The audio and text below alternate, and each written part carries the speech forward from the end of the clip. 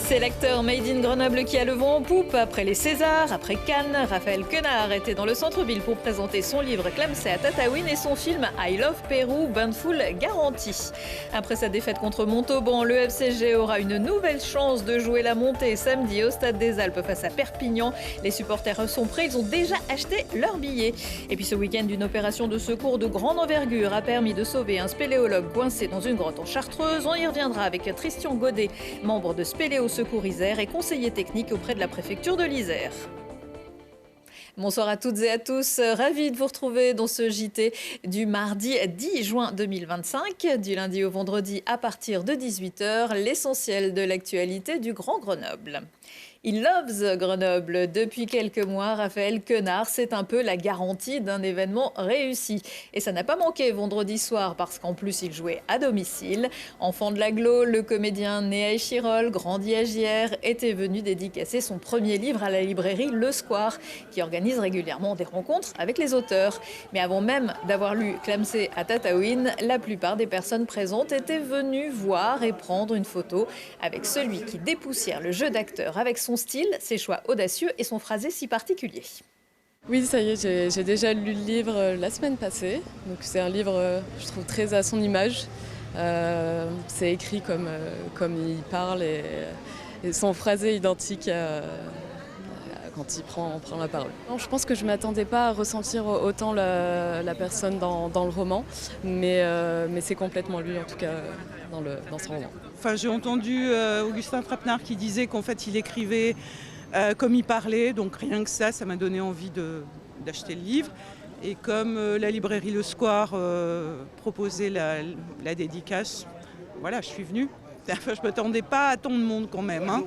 J'espère de le voir d'un peu plus près qu'à la télévision. Oui, parce qu'il y a plein de clins d'œil en fait dans son roman sur son enfance à Grenoble, enfin l'enfance fictive visiblement. Et donc ça nous donne envie de savoir aussi pourquoi il a quitté la région, pourquoi il l'aime quand même malgré tout, puisqu'il l'évoque dans son livre. Moi, j'ai trouvé que c'était très original, que c'était à la fois familier et poétique. Et c'est pour ça qu'on a envie de rencontrer l'homme maintenant qu'on connaît le comédien et l'écrivain. On a vu le petit cul, donc c'est comme ça qu'on a su qu'il avait fait un livre. Il m'a paru assez intéressant, et puis en même temps le personnage est intéressant, donc je pense qu'on va bien s'amuser, on va passer un bon moment, je pense. Les fans de Raphaël Quenard avaient ensuite la possibilité d'assouvir pleinement leur passion en poursuivant la rencontre à quelques mètres de la librairie au cinéma Le Club, qui projetait en avant-première I Love Pérou, film documentaire co-réalisé avec Hugo David. Là encore, le trentenaire s'est prêté de bonne grâce aux sollicitations, y compris évidemment celle de Lucille Dailly, heureux d'être à la maison. Toujours une saveur particulière puisque c'est la saveur qui est conférée par la meilleure ville qui existe sur cette planète et que d'aucuns s'acharnent à critiquer. Mais comme chacun sait, nous-mêmes nous sommes éclairés à son sujet et nous savons qu'elle recèle bien des trésors. Ça change de ce qu'on lit, de ce qu'on entend, ça fait du bien. Oui, mais ça c'est les mensonges, il y a des tas de mensonges qui sont répandus ça et là la concernant. Or les gens qui s'y trouvent ne partagent bien souvent que de la joie, de la bienveillance et c'est une ville où il fait un niveau de bon vivre que bon nombre de communautés de communes nous envient. Ça marche, merci Raph. Enchanté, merci à vous. I Love Pérou sortira officiellement en salle le 9 juillet. Et je coupe le son, le trafic des transports en commun de l'aire grenobloise pourrait être fortement perturbé pour la fête de la musique. L'intersyndicale de MTAG a déposé un préavis de grève pour les 20 et 21 juin. Pour les syndicats, la direction cherche depuis plusieurs mois à réorganiser le travail en augmentant les cadences et la productivité au mépris des conditions de travail. Les négociations de ces derniers jours n'auraient, selon l'intersyndicale, pas permis d'aboutir à un accord acceptable.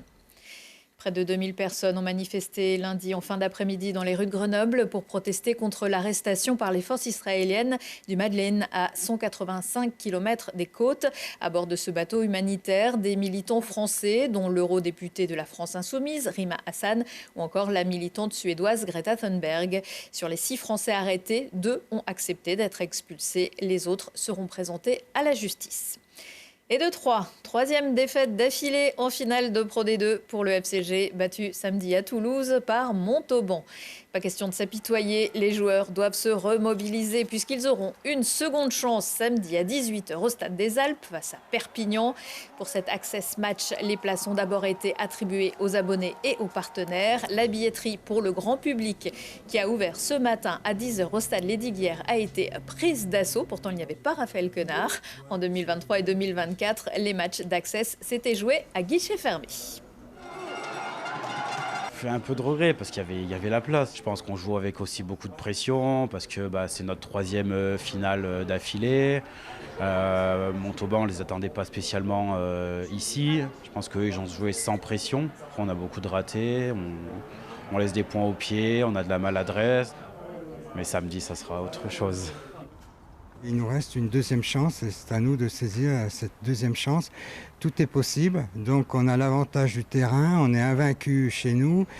Normalement, avec persévérance, patience, on doit y arriver, les 3 P de la réussite. D'habitude, on prend nos places sur le site internet et là, c'était bloqué. Alors on vient faire la queue, on est motivé. Oh oui. Aujourd'hui, j'avais prévu d'arriver à 10h pile à l'ouverture, mais je n'étais pas le seul d'avoir eu cette idée. Il y avait déjà pas mal de monde, déjà attendu 1h30, 1h03. Ça vaut le coup quand même, ça vaut le coup. Parce que même si le match va être dur, il y aura une ambiance de folie, un stade plein, et je pense qu'il faut que le 16e homme soit là pour supporter notre équipe. Moi, je suis persuadé qu'on a une chance. Je le dis droit dans les yeux, on a une chance, on va gagner. Ça y est, on a eu les places. Prêt pour samedi. Et voilà, bon match. Samedi, ce sera le 5e barrage d'accession en top 14 du FCG depuis 2018. Seul le premier s'était conclu par la montée. Après les frontales, les bougies. Le jeune spéléologue qui aura passé 17 heures, dont 8 sous un éboulis dans une galerie de la grotte du Gué-Mort à Saint-Pierre-de-Chartreuse, pourra bien fêter ses 26 ans mercredi. Il a pu être extrait de la cavité lundi au petit matin grâce à la mobilisation de plus de 100 personnes. Un sauvetage exceptionnel sur lequel on va revenir avec vous, Christian Godet. Bonsoir. Bonsoir. Vous êtes conseiller technique auprès de la préfecture de l'Isère. Vous êtes membre de Spéléo, Secours Isère. Au départ, dimanche, ça commence par une sortie de 3 spéléologues expérimentés qui partent explorer une galerie peu connue dans le but de la documenter. Mais l'accès à la surface est bloqué. Et puis, qu'est-ce qui se passe ? Alors, donc, effectivement, c'est bien 3 spéléologues qui s'engagent dans le Gué-Mort. Ils vont dans une galerie à 1h30 de l'entrée. Ils s'enfilent dans des petits boyaux, ils arrivent au niveau d'une trémie. Une trémie, c'est un éboulis où on passe en dessous. Et ils déstabilisent la trémie, visiblement. Et un des spéléologues se retrouve bloqué sous des cailloux. Donc il est bloqué des chevilles jusqu'au menton, dans une étroiture qui est légèrement montante. Et par chance, en fait, ce jour-là, c'est une équipe, en fait, il y avait 3 personnes sous terre et 6 personnes en surface. Parce que dans cette trémie, c'est un grand éboulis et ils sont à 4,50 m de la surface. Et le but de cette équipe, c'était de poser une balise pour voir précisément combien il y avait de distance avec la surface. Donc c'est ce qui a été réalisé, donc 4,50 m. Et donc, une personne qui était sous terre, Lionel, avait une radio avec la surface parce qu'il communiquait, la radio passe à travers un éboulis.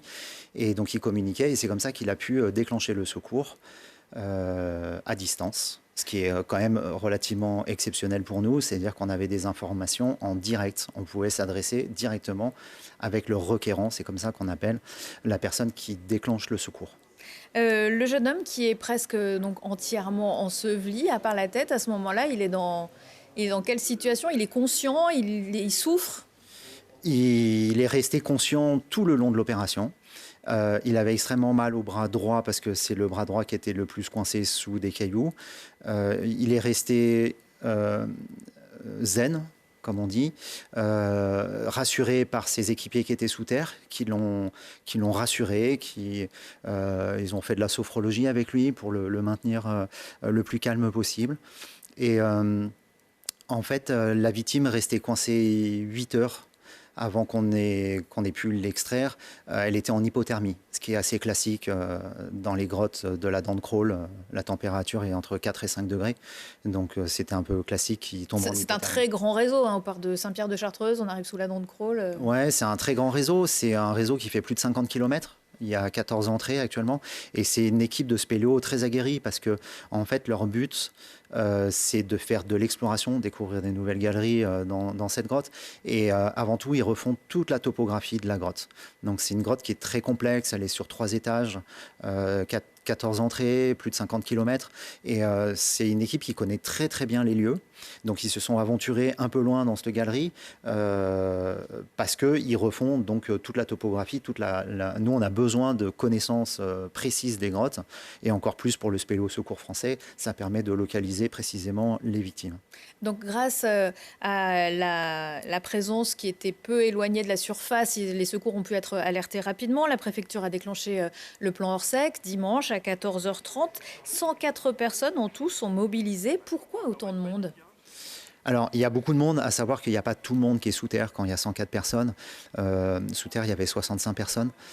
Il y a une relève qui est en surface. Il y a beaucoup de personnel de surface aussi. Alors, beaucoup de monde parce qu'il nous faut des spécialités très précises dans des cas comme ça. C'est un cas un peu unique quand même d'aller extraire quelqu'un qui est coincé sous un éboulis. C'est pas les secours les plus classiques qu'on fait.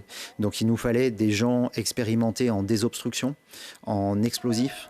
Vous avez envisagé de faire sauter On a envisagé par moment d'agrandir des passages à l'aide d'explosifs. Ça n'a pas été retenu et tant mieux parce que c'est toujours très délicat de faire des tirs contact, ce qu'on appelle.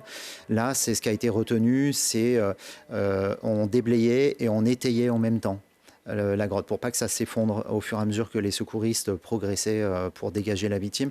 Et on a utilisé ce qu'on appelle des éclateurs de roche. Donc un éclateur de roche, on fait des trous et on enfonce des coins en acier, ce qui vient fracturer la roche. Et petit à petit, on peut accéder jusqu'à la tête de la victime et pouvoir l'extraire en fait. Oui, parce que l'objectif, c'est pas que tout s'effondre. Oui, c'est ça le plus difficile, c'est que effectivement, il faut tout étayer à travers du bois, des grillages, un tas de choses comme ça, pour éviter l'effondrement. C'était la principale crainte des secouristes qui étaient à son contact et des médecins aussi, parce que les médecins ont fait un gros travail. C'est des médecins du secours en montagne qui sont aussi au secours spéléo, donc des médecins de grande qualité. Et en fait, ils ont pu accéder à la victime, donc imaginez dans des conditions en rampigne, et pour pouvoir poser des perfusions et des tranquillisants, tout ça. Donc même avec simplement la tête hors à l'air, et on a pu... non, en fait, la tête était de l'autre côté. Nous, on n'avait accès qu'aux jambes. Donc, ils ont posé une perfusion par ses jambes, par son mollet. Et petit à petit, on l'a dégagé jusqu'aux omoplates et ainsi de suite.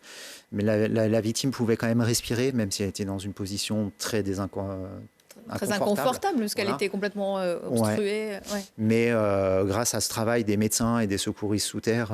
ce sont des personnes qui ont l'habitude, vous le disiez, des médecins spéléos qui ont l'habitude aussi de travailler oui, c'est des médecins spéléos. C'est des médecins urgentistes, médecins anesthésistes, spécialisés en secours en montagne, spécialisés en secours souterrain. Sous terre, il y a eu beaucoup de personnes. Il y a eu avant tout le Spéléo Secours français, c'est des bénévoles. On est une association agréée sécurité civile. Donc c'est des spéléologues de différents niveaux. Là, on a engagé du très bon spéléo sous terre. Il y a des professionnels de l'activité aussi. Et on a aussi engagé les USEM, les unités de secours en montagne, peloton de gendarmerie de haute montagne, CRS Alpes et le Grimpe de l'Isère. Et en fait, on bosse tous en étroite collaboration dans l'intérêt de la victime. Et pourquoi autant de gens? Parce qu'on a mobilisé des renforts extra-départementaux. L'Ardèche, la Savoie, la Haute-Savoie sont venus en renfort. C'est des gens qu'on a injectés sous terre à partir de 5 h du matin parce que dans le scénario, on avait plusieurs scénarios possibles pour l'extraire. Et suivant la galerie qu'on allait utiliser pour le passage, c'est un peu labyrinthique à l'intérieur, sans rentrer trop dans les détails, mais on avait plusieurs scénarios et on préférait avoir du personnel de réserve au cas où on ne puisse pas passer par un certain réseau. Et ça, on a eu la confirmation que vers 3 heures du matin, en fonction de l'état de la victime. S'il pouvait marcher ou voilà, pas, si elle pouvait marcher ou pas. S'il pouvait lui plier les jambes ou pas. Oui, tout à fait. Alors après, la victime n'a jamais marché. Donc on l'a mis en civière. On a utilisé 2 types de civières différentes, ce qui est un peu une première aussi. Voilà, sans trop rentrer dans les détails, mais la civière classique spéléo et une civière, une demi-civière, ce qu'on appelle. Mais il a fallu agrandir des passages en dehors de la zone où il était, mais bien plus loin. Et c'était là notre incertitude, est-ce qu'on allait le faire passer par là ou par un autre endroit qui aurait nécessité, je pense, 7-8 heures de plus de cheminement. Donc déjà, c'était long pour lui. L'accident a eu lieu vers 13h à peu près et il est sorti le lendemain à 7h du matin. Donc c'était déjà bien assez long comme secours pour lui. Il est sorti dans quel état? Donc en hypothermie, vous l'avez dit? Alors il est sorti en fait à partir du moment où il y a eu 4 heures de travail pour l'extraire de là où il était, et à partir du moment où on l'a extrait de cette zone-là, on l'a mis dans un point chaud. Un point chaud, c'est une tente de survie chauffée où les médecins peuvent travailler et sur le bilan de la victime, sur tout ce qu'ils ont à faire en tant que médecins. Et l'idée, c'était de prendre du temps. C'est pour ça que ça a duré longtemps aussi. C'est les médecins ont pris du temps de le requinquer, de le réalimenter, de lui administrer tout ce qu'ils avaient besoin. Et à partir de ce moment-là, on a décidé, au bout d'un certain temps, de commencer l'évacuation. Et aujourd'hui, comment va-t-il? Il a été hospitalisé au CHU? Alors, il est sorti à 7h du matin lundi. Il a été troyé directement en hélico, amené au CHU de Grenoble. Là, il est toujours à l'hôpital. Ils vont le garder pendant 1 semaine. Il va très bien. On a des nouvelles de lui. Il a le sourire. Il commence à rebouger les jambes, à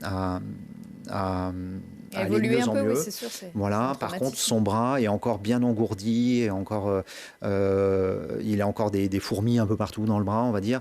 Mais il n'y a pas de raison qu'il ne récupère pas entièrement. Surtout, c'est un jeune et qui va bien, et sportif, et tout ce qui va bien. Donc, les médecins sont très optimistes sur son état de santé. Finalement, il avait voulu documenter la grotte. Il a aussi servi à documenter les secours. Parce que vous le disiez, il y a des techniques nouvelles qui ont été. Ouais, il y a des techniques nouvelles. Alors nous, c'est vrai que, comme je vous disais, c'est pas un secours très classique. Normalement, c'est des gens qui sont perdus plutôt. Oui, alors la dent de crawl, c'est plus souvent des gens perdus parce que le réseau est complexe. Nous, ce qu'on fait le plus souvent en termes d'intervention, c'est des fractures de membres inférieurs ou supérieurs, des gens perdus, des montées des os. Mais voilà, des gens ensevelis, c'est assez rare en fait. C'est très très rare, même à l'échelle nationale. Merci beaucoup, Tristan Godet. Je rappelle que vous êtes membre de Spéléo Secours Isère et on rappelle l'importance des bénévoles secouristes. Merci. Retour de l'actu dans 1 heure et en replay sur télégrenoble.net. La météo à suivre dans quelques instants avec la poursuite d'une chaleur estivale. On se quitte en musique avec le dernier clip de Jazia Satour, extrait de El Aurea, son nouvel album sorti le mois dernier avec le pianiste Pierre-Luc Jamin. Ils seront en concert mercredi à 18h30 sur la scène du Michel Music Live à Grenoble. L'entrée est libre mais sur réservation. Excellente soirée à tous.